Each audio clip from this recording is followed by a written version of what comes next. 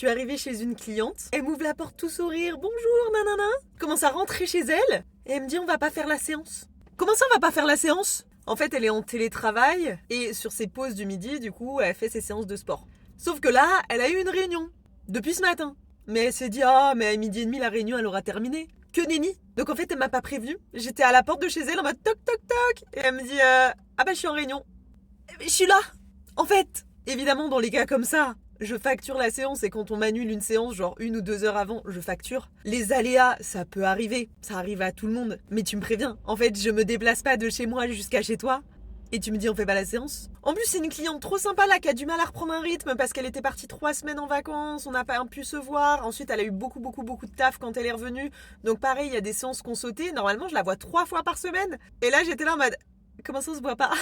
Ça fait 10 jours on s'est pas vu. Enfin bref, c'est les aléas aussi de bosser à son compte, c'est quelque chose qu'on vous montre pas, mais tu vois quand t'es dans le service, que ce soit comme moi dans le sport ou dans n'importe quel service, le service à la personne, le médical, etc. Quand t'as des rendez-vous one-one avec des gens et que les gens te posent des lapins, c'est problématique. Moi je connais des gens qui sont dans le médical, kinés notamment, qui des fois ont des rendez-vous et la personne ne vient pas. C'est compliqué. Donc après ils blacklistent des gens, etc.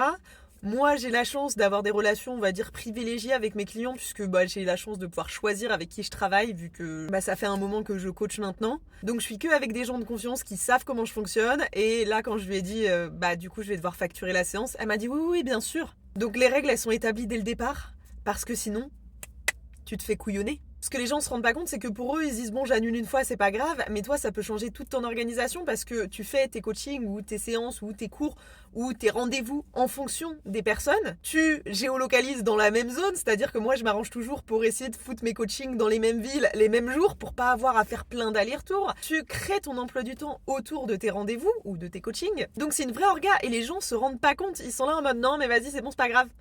Ça flingue l'organisation de ma journée en fait. C'est des choses qu'il faut avoir en tête si vous vous lancez dans le coaching. C'est des choses qui arrivent. Moi, il y a des semaines, tu sais pas pourquoi, tous tes clients vont annuler une séance. C'était là en mode mais il vous arrive quoi à tous là? Il faut le savoir, ça fait partie du jeu.